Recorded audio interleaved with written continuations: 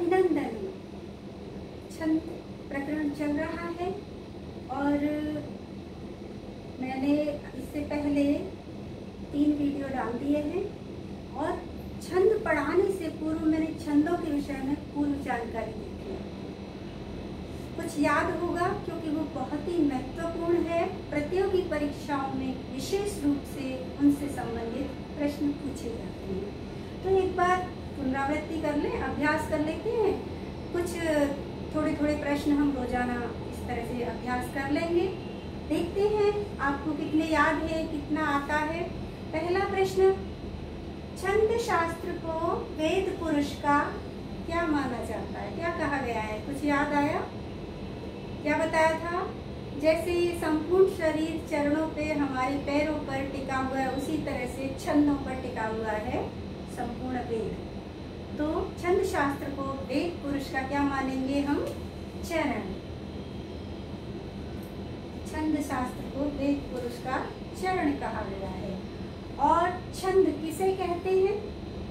तो पद्य रचना करते समय, श्लोक लिखते समय जो वर्णों की निश्चित व्यवस्था होती है एक क्रम में, उसे हम छंद कहते हैं।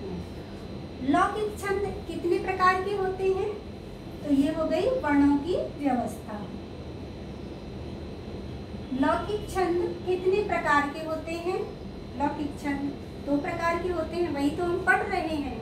पहला वार्णिक, दूसरा मात्रिक। वार्णिक यानी वृत्त और मात्रिक यानी कि जाति। तो ये कितने प्रकार के हो गए? 2 प्रकार के हो गए।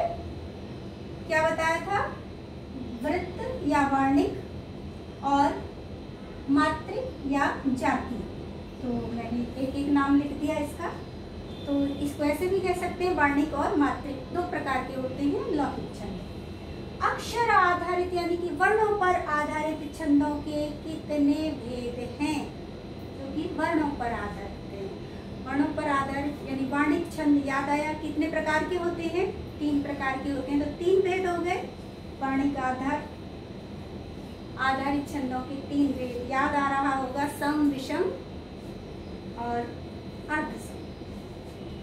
पाद या चरण किसे कहते हैं? पाद या चरण किसे कहते हैं? श्लोक का, पद्य का 4 भाग होते हैं। श्लोक, किसी भी श्लोक के 4 भाग होते हैं, प्रत्येक भाग को चरण कहते हैं। और इस तरह से प्रत्येक श्लोक में या पद्य में 4 चरण होते हैं। तो ये हो गया कि भाग को कहते हैं हम, पद्य के प्रत्येक भाग को हम चरण कहते हैं। गणों की संख्या कितनी है? याद है गणों की संख्या कितनी है? कितने गण बताए थे कुल? नहीं याद है? बहुत ही आसान तरीका। ये सूत्र तो याद कर ही लिया होगा क्योंकि इसे करना तो जरूरी था। यमाता राज महान लगा। इसमें कितने वर्ण हैं? इसमें 10 वर्ण हैं। और पीछे जो है लगा, इसे हटा दीजिए क्योंकि ये लघु और गुरु है और इससे कोई गण नहीं बनेगा। शेष कितने बचे हैं? 8 वर्ण बचे हैं। तो गणों की संख्या भी कितनी होगी? 8 होगी क्योंकि प्रत्येक वर्ण से एक गण बन रहा है। आगे चलते हैं। गणों की संख्या हो गई 8। गणों के नाम क्या क्या है? प्रत्येक गण को लिखिए, गणों के नाम लिखिए। तो गणों के नाम कैसे लिखेंगे? यमाता राज मानसल का याद है? लगा को हटाया, गुरु को हटा दिया। प्रत्येक वर्ण से हम आरंभ करेंगे। य से यगण, मगण, तगण, रगण, जगण, भगण, नगण और सगण। तो गणों के नाम क्या हो गए? यमाता राजभान स तक लाएंगे, यगण, मगण, तगण, रगण, जगण, भगण, नगण और फिर सगण। अब आ जाइए, ये गणों के नाम मैंने ऊपर बता दिए। एक गण में कितने वर्ण होते हैं? तो लघु और गुरु के क्रम से प्रत्येक गण में, लघु गुरु की जो व्यवस्था है उस व्यवस्था से, उस क्रम से प्रत्येक गण में 3 वर्ण होते हैं। 3 वर्णों का एक गण होता है क्योंकि इसी तरह से हम बना रहे थे। ठीक है, आगे आते हैं। गण किसे कहते हैं? तो गण किसे कहते हैं? तो ये वही उत्तर होगा यहाँ पर। प्रत्येक गण में कितने वर्ण होते हैं? 3 वर्ण होते हैं। और गण किसे कहते हैं? लघु और गुरु के क्रम की व्यवस्था से 3 वर्णों के समूह को, लघु गुरु क्रम की व्यवस्था से 3 वर्णों के समूह को हम गण कहते हैं। तो ये हो गया 3 वर्ण समूह। इधर अब चलते हैं गण स्वरूप प्रतिपादक यानी गण के स्वरूप को बताने वाला जो सूत्र है वो कौन सा है, ये माता राजभानस लगा। तो इस तरह से आपको आज मैंने 10 प्रश्न बताए हैं और इनको ध्यान रखिएगा कि जब भी हम पढ़ रहे हैं, वीडियो देख रहे हैं, यूट्यूब से पढ़ रहे हैं, ऑनलाइन पढ़ रहे हैं या हम अपने शिक्षक से पढ़ रहे हैं, आप पढ़ते समय ध्यान अगर केंद्रित है, आपको लगता है आ गया, बस समझ में आ गया, हमें सब कुछ आता है, समझ लिया, लेकिन हमने अपने मस्तिष्क को इतना सा भी प्रयोग नहीं लिया और इसलिए वो जितना देखा उस समय हमें लगा कि हमें आ गया, लेकिन वो सब साफ हो जाता है। कई बार ऐसा होता है कि ये जब मैंने आपसे प्रश्न पूछे तो आते हैं आपको, लेकिन आपके पास शब्द नहीं है, आप उनको वर्णन नहीं कर सकते। तो इसके लिए ऐसा क्यों हो रहा है? ऐसा हो रहा है क्योंकि हम पुनरावृत्ति, हम अभ्यास नहीं कर रहे हैं और खुद का तो थोड़ा सा भी मस्तिष्क प्रयोग कर ही नहीं रहे हैं। तो चाहे आप अपने शिक्षक से पढ़िए, चाहे यूट्यूब देखिए, यूट्यूब देखकर अक्सर बच्चे ओ ये तो आसान है, ये तो आ गया, लेकिन होता क्या है कि वो सब गोल हो जाता है। तो आप चाहे यूट्यूब देखिए, चाहे शिक्षक से पढ़िए, चाहे ऑनलाइन पढ़िए, अब आपको कुछ नहीं आएगा तब तक जब तक कि आप पहले आपने देखा, पहले तो आप अपनी पुस्तकों से स्वयं करने का प्रयास कीजिए। लेकिन कहते हैं ना कि गुरुविन ज्ञान कहाँ, यानी हमें थोड़ा सा दिशा निर्देश तो चाहिए, तो उसकी वजह से हमें देख लेना है अपनी हेल्प के लिए, थोड़े से सहयोग के लिए हम अपने अध्यापक और अपने जो भी है, या फिर हम आजकल कोरोना काल में क्योंकि यूट्यूब से ही हम अक्सर पता करते हैं, गूगल से पता करते हैं, तो सिर्फ हेल्प के लिए ले लीजिए। लेकिन फिर उसके बाद क्या करना है, आपने उसे देखा, आपने समझ लिया, समझने के बाद आपको क्या करना है, बस उसके बाद हम लोग क्या करते हैं, हम छोड़ देते हैं, आ गया, और अपने मस्तिष्क को चिंतन में भी नहीं लगाते, हम उस चीज का थोड़ी देर विचार भी नहीं करते और दूसरे ही वीडियो देखने लग गए या दूसरा कोई कार्य करने लग गए जो कि हमें मनोरंजक है, हमें अच्छा लग रहा है, तो वो जो ज्ञान की बात थी, जो हमारे लिए उपयोगी थी, वो तो छूट गई। तो पहले जब भी आप वीडियो देखते हो, उस वीडियो को आपको क्या करना है, लिखना, करके देखना, जो चीजें आपने जितनी उसमें समझी, क्या समझा, उन सबको आपको नोट करना है, लिखना है, किस तरीके से आपने समझा उस तरीके से उसे लिखना है, फिर उसे पढ़ना है, फिर जो पढ़ा है यानी जो आपने लिखा उसे पढ़ना है, जो पढ़ा है उसके विषय में सोचना है, उसके बारे में पुनरावृत्ति करनी है, चिंतन करना है, बार बार सोचना है। और उसके बाद जब वो आपको फिर भी अगर आपको कुछ लगता है कि छूट रहा है तो आपको देखना है, यानी कि आपको समर्पित होना पड़ेगा। और उसके बाद फिर आपको क्या करना है, अब आपको अच्छी तरह से आ गया, अब अपना मस्तिष्क अप्लाई करना है, आपको अपना ब्रेन अप्लाई करना है, आपको अपने दिमाग से, अपने मन से एक प्रश्नावली तैयार करनी है कि क्या आप उसमें से कुछ और प्रश्न निकाल सकते हैं। तो एक प्रश्नोत्तरी तैयार कीजिए, जिन्हें हम नोट्स कहते हैं, इस तरह से स्वयं बनाइए। तो फिर देखिए आपकी तैयारी 101% यानी कि 100% से भी ज्यादा होगी, आप कभी पीछे नहीं रहोगे। तो अब चलिए हम चलते हैं अब अपने अगले छंद पे। इससे पहले जो छंद था वो हमने आपको बताए थे, अष्टाक्षरा छंद बताए थे, अनुष्टुप और पथ्यावक्त्र 2 हो गए थे। और अब हम तीसरे छंद पर आते हैं जो कि 10 और 11 वर्णों का होगा। तो इसी तरह से वर्णों की संख्या बढ़ाते हुए हम पढ़ाएंगे। तो अब 9 का हमारे पास नहीं है क्योंकि हमारे पास 9 का वाणिक छंद यानी लौकिक छंद नहीं है, और हम अब आ जाएंगे अपने 10 वर्णों वाले छंद पे। लेकिन ये जो छंद है उसमें 10 के साथ 11 वर्ण भी हैं, तो इसीलिए इसको कह रहे हैं वियोगिनी है, क्योंकि इसमें विषम में और युज में अलग अलग है। यानी कि विषम चरणों में वर्णों की संख्या अलग होगी और युज यानी कि सम चरणों में वर्णों की संख्या अलग होगी। तो इस तरह से अब हम इसको वियोगिनी छंद को करेंगे।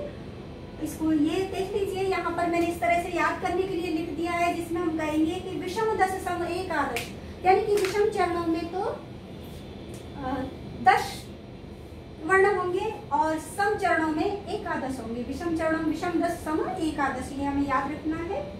और इसका जो लक्षण होगा वो लक्षण है विषमी ससजा गुरु तो विषमे ससजा यानी कि अभी हम देखिए क्या करेंगे, हम वही कर रहे हैं कि सबसे पहले तो हम लक्षण में ही सिद्ध करेंगे। तो पहले इसका अर्थ समझ लीजिए कि विषम चरणों में क्या होना चाहिए, स स जा, यानी कि एक सगण दो सगण, सगण के बाद सगण होना चाहिए, यानी कि दो सगण होने चाहिए, स स जा एक जगण होना चाहिए। विषम चरणों में, विषम चरण कौन से हैं, बार बार नहीं बताना पड़ेगा, पहला और तीसरा विषम है, दूसरा और चौथा सम है। तो ससजा विषम चरणों में होगा दो सगण एक जगण गुरु समय, और साथ में एक गुरु आ जाएगा फिर अंत में, ठीक है। और सबरा लोवत दूसरे जो सम चरण आएंगे, विषमे ससजा गुरु, अब आ जाइए सम पर, सम चरणों में क्या होगा, सबरा लो अथ गुरु, फिर इसे मानेंगे हम वियोगिनी।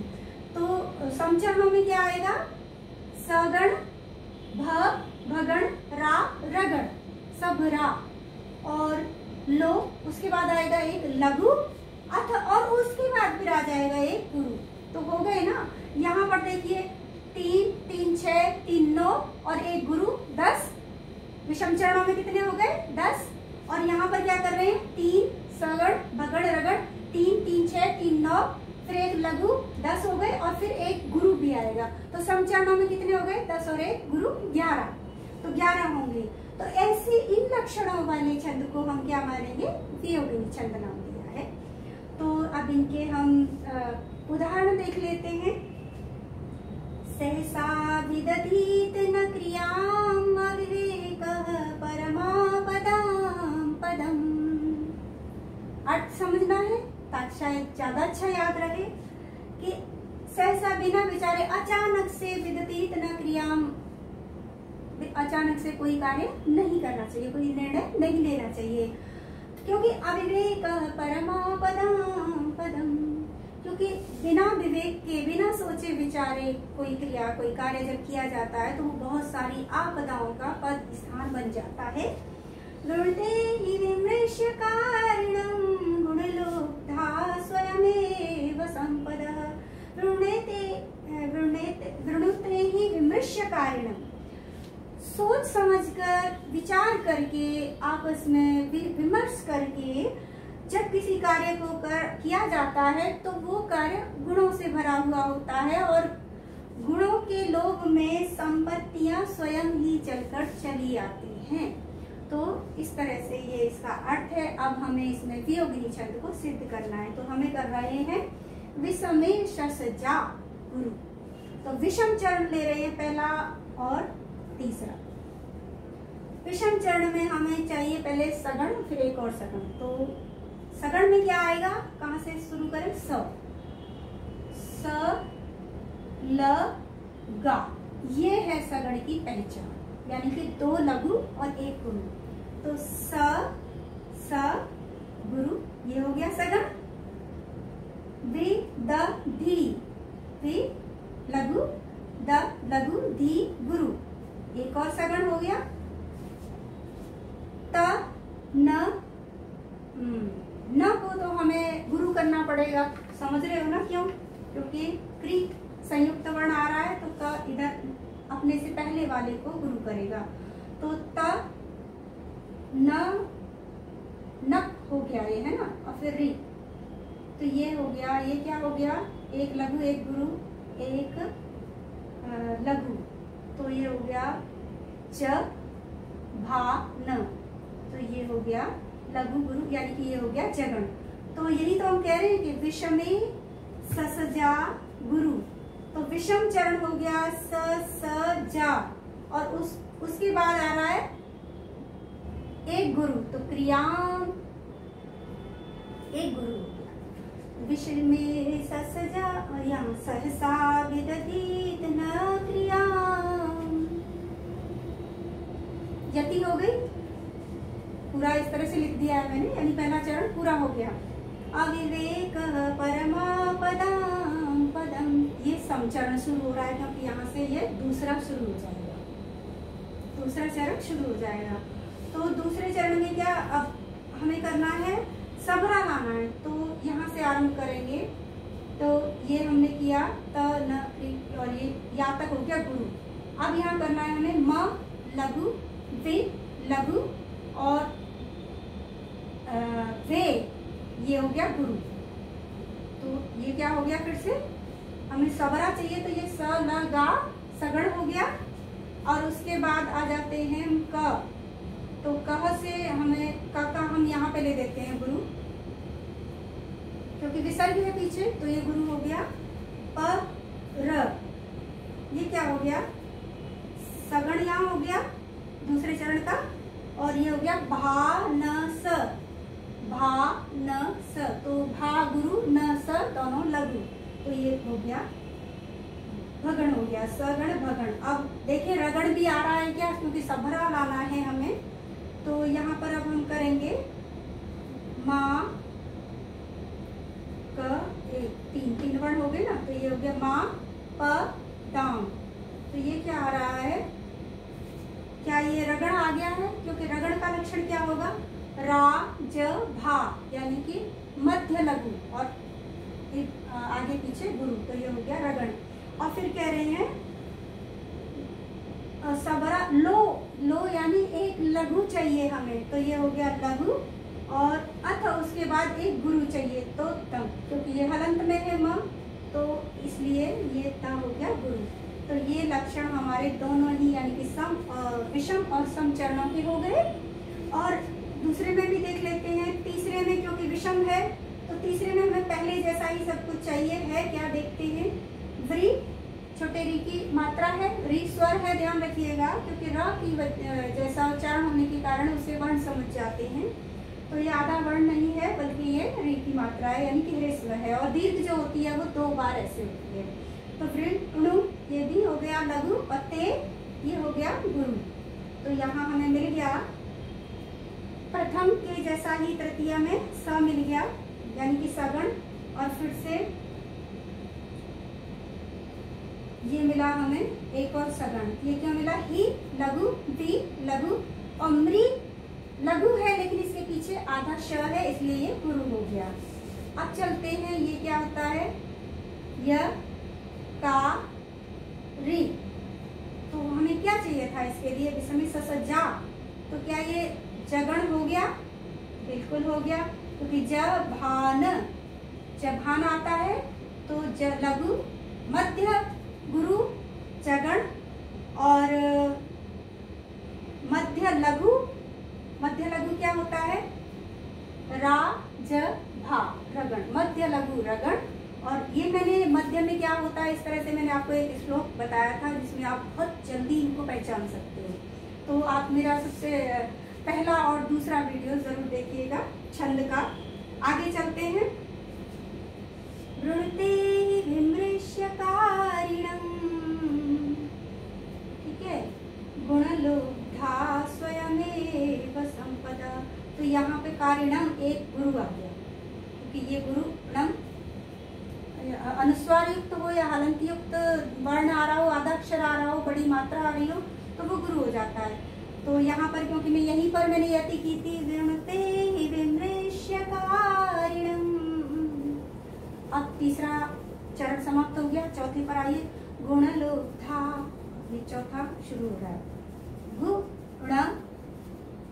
लो, गु छोटा उ, ण छोटा आ, यानी कि ह्रस्व है, लघु वर्ण है, और लु ही लघु वर्ण है लेकिन इसके पीछे आधा व आ गया, इसलिए ये हो गया गुरु।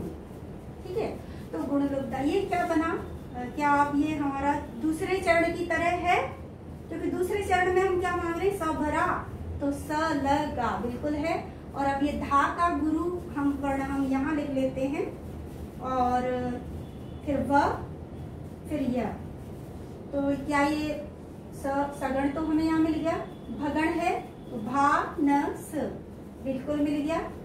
और अब हम चलते हैं आगे, ने गुरु लघु, और फिर से गुरु, तो मध्य में लघु जो आता है वो क्या हो जाता है, रगण हो जाता है। तो ये हो गया रा ज भा।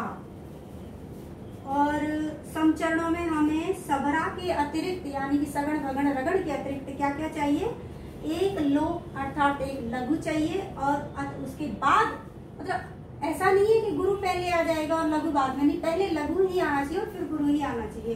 तो ये हो गया प, क्योंकि ये माँ तो स के लिए हो गया, इसको गुरु कर रहा है, तो ये प लघु और ध में क्योंकि विसर्ग है तो ये हो गया गुरु। तो ये देख लीजिए, ये हमारा पूरा सिद्ध हो चुका है इसमें वियोगिनी छंद। और अब हम ले रहे हैं अभिज्ञान शाकुंतलम का एक उदाहरण ले लेते हैं। अभिज्ञान शाकुंतलम में ये मैंने लिया है, क्वयं परोक्षमन्मथो मृगशावै सममेधितो जनः परिहास विजल्पितं सखे परमार्थेन न गृह्यतां वचः। अर्थ जान लेते हैं, क्योंकि अर्थ के बिना आनंद कम आता है। और फिर जहाँ आनंद नहीं होती, यानी रुचि स्मृति का एक विशेष पहलू है। जिस चीज में हमें रुचि है, जिसमें हमें आनंद आया है, वो उसको हम भूलेंगे नहीं, वो हमें हमेशा स्मरण रहती है। तो रुचि एक तो हम, इसीलिए मैं कहती हूँ कि गेयात्मक तरीके से याद करो, क्योंकि लय आपको कभी भूलने नहीं देती। अगर आप भूलोगे भी ना तो कहाँ भूलोगे, यति पर ही, यति के बाद अगली लाइन को नहीं भूलोगे। एक लाइन जो आरंभ किया उसको तो आप भूलोगे ही नहीं। क्वयं परोक्ष मन्मथो, इसके बाद क्या भूले, तो यानी कि आप पूरा एक चरण करके भूले, तो एक चरण तो आपको याद होगा ही होगा। तो अब इनको हम सिद्ध करते हैं। क्व का आधा है, हमें लेना नहीं है, अर्थ जानना है पहले। तो ये कहाँ से है, पहले इसका प्रसंग समझिए कि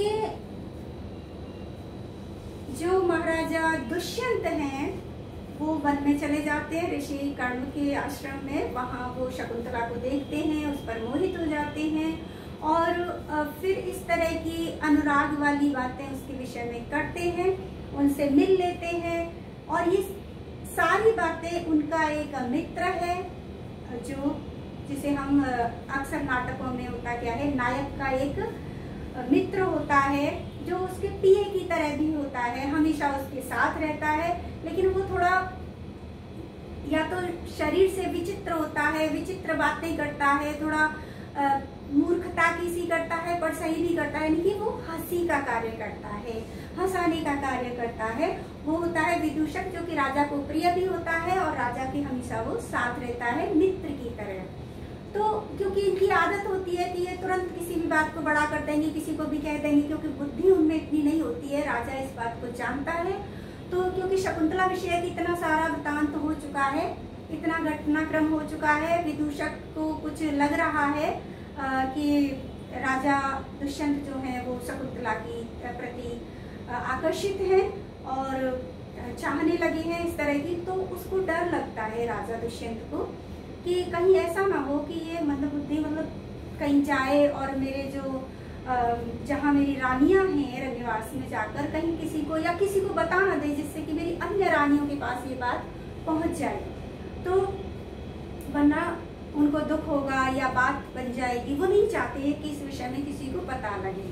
तो इसीलिए वो अपने मित्र को, विदूषक मतलब क्योंकि हंसाने का कार्य करता है और राजा का मित्र होता है, इस तरह से समझाते हैं कि क्वयं परोक्षमन्मथो मृगशावै सममेधितो जनः।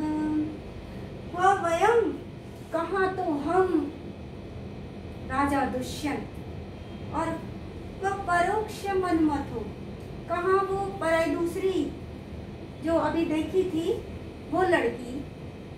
तो मनमथो, हे मित्र जरा सोच कर देखो, मृगशावै सममेधितो जनः। तो क्वयं, कहाँ तो हम राजा दुष्यंत और कहाँ वो ऐसी जन, ऐसी मनुष्य जो कि मृगशावै सममेधितो, कहाँ ये शकुंतला ऐसी मनुष्य जो कि मृग के हिरणों के शावई बच्चों के साथ पली बड़ी है। तो परिहास विजल्पितं सखे, परिहास में हंसी मजाक में, विजल्पितं कही गई, वचः परमार्थेन न गृह्यतां वचः। तो परिहास विजल्पितं परिहास में, हंसी मजाक में, ऐसे ही समय टाइम पास के लिए वचः कही गई, विजल्पितम कही गई वचः बातों को सखे हे मित्र परमार्थे न ज्ञाता। तुम कोई दूसरा मीनिंग मत ले लेना, कोई अन्य अर्थ इसका मत लगा लेना, कोई फसाद खड़ा मत कर देना। तो ये इसका अर्थ है कि वो अपनी जो गंभीर बातें हुई थी, जो सच में हुई थी, उनको भी वो नहीं चाहते कि विदूषक को या किसी को पता चले, जो कि मेरे राज्य में जाकर, वहाँ राजधानी में जाकर बताएं। तो इसके लिए वो कह देते हैं, अरे ऐसा कुछ नहीं है, ये तो सिर्फ एक हंसी मजाक की बात है, तुम इसका कोई बहुत बड़ा सीरियस परमार्थ है, यानी कि कोई गंभीर गूढ़ अर्थ मत ले लेना, इनको सच मत समझ लेना, किसी को बता मत देना, ताकि वो झूठ समझकर, असत्य या मजाक समझकर किसी को विदूषक न बताए। तो इस तरह से ये वो प्रसंग है। अब इसमें हम करेंगे अपनी जो वियोगिनी छंद है उसको सिद्ध करेंगे। वियोगिनी छंद का क्या था? पहली बात तो यह कि विषम 10 और सम 11। विषम चरणों में हमें 10 वर्ण चाहिए, तो वो अपने आप हो ही जाएंगे। अगर हम इसमें ससजा गुरु करेंगे विषम चरणों में तो 10 हो रहे हैं, सबरा लो गुरु करेंगे सम चरणों में तो वो 11 ही हो जाएंगे। तो अब इनमें हम सिद्ध करते हैं। क्व का को हमें लेना नहीं है क्योंकि वो पहले ही आ रहा है और आधा है तो उसका कोई महत्व नहीं होगा। व लघु यम गुरु। क्व, अब ये वाले को का महत्व है क्योंकि वो, लेकिन वो यम वैसे भी गुरु हो रहा है और क से भी होगा, तो व से आरंभ करेंगे हम। लघु गुरु।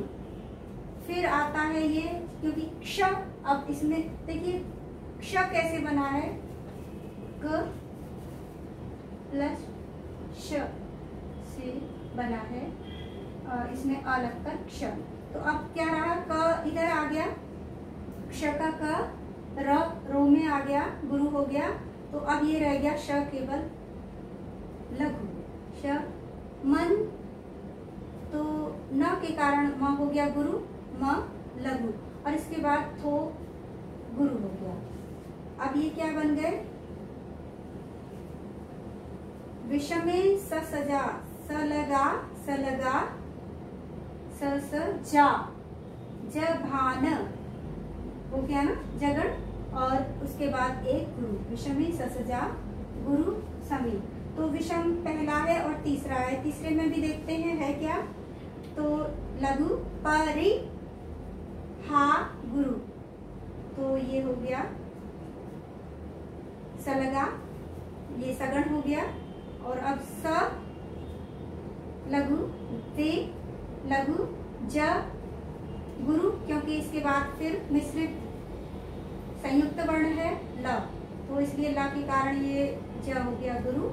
तो ये फिर से सलगा हो गया, क्योंकि विषम में हमें क्या चाहिए, स जा, यानी कि 2 सगण और 1 जगण और अंत में एक गुरु। अब ये दोनों सगण तो मिल गए, अब देखते हैं हमें जगण मिलता है क्या, टी लघु तम, क्योंकि जगण में मध्य गुरु होता है, तो तम की वजह से ये गुरु हो गया, अनुस्वार की वजह से स, और ये हो गया अब ज भान, सलगा सलगा सस, ठीक है।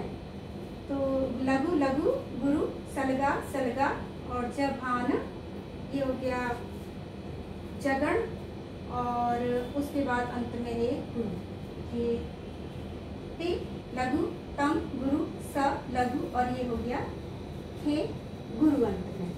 अब ये हमारे विषम चरणों के तो पूरे हो गए, गिनकर भी देख लो, 1 2 3 4 5 6 7 8 9 और एक ये 10 वर्ण निकले। और अब हमें जो सम चरण हैं उनमें, क्योंकि विषम में हमें ससजा और गुरु चाहिए और सम चरणों में चाहिए हमें सबरा लो और गुरु। तो अब सम चरणों को देख लेते हैं। मृ लघु लघु शा, मृग लघु लघु शा गुरु, तो ये हो गया सगण। फिर वै गुरु स, और ये आ रहा है फिर, क्योंकि हमें क्या चाहिए, सबरा, तो भरा का क्या होगा, भा न स,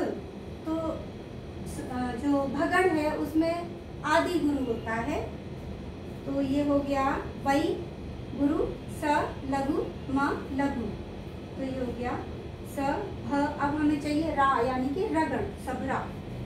तो यहाँ तक हो गया म तक, वै स म। अब यहाँ आ जाइए, ने गुरु, धी लघु, तो गुरु।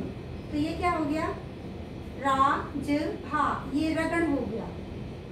तो हमें सगड़ भी मिल गया, भगड़ भी हो गया और रगड़ भी हो गया। तो हमें जो समचरण है उसमें सबरा ही तो चाहिए। उसके बाद हमें क्या चाहिए, लो और अथ गुरु, ला लघु और उसके बाद गुरु। तो ज लघु और न विसर्ग है और उसके बाद ये हो गया गुरु।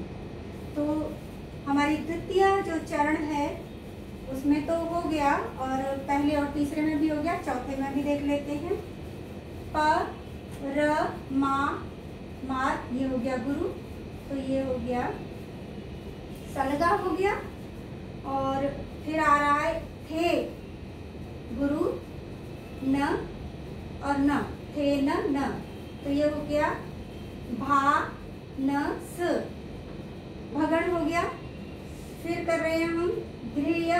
तो ये ठीक है, गृह लघु है लेकिन उसके आगे संयुक्त वर्ण आ रहा है।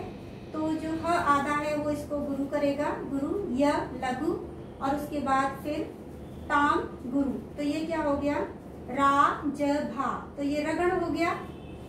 और उसके बाद हमें क्या चाहिए, वही एक लघु और एक गुरु। तो ब लघु और च विसर्ग है पीछे, तो लघु गुरु। तो इस तरह से हमारे जो वियोगिनी छंद है वो भी हो चुका है। आपको अच्छा लग रहा हो तो लाइक शेयर अवश्य करें। और इसके बाद हम आगे चलेंगे अब 11 वर्णों वाली छंद पे। हम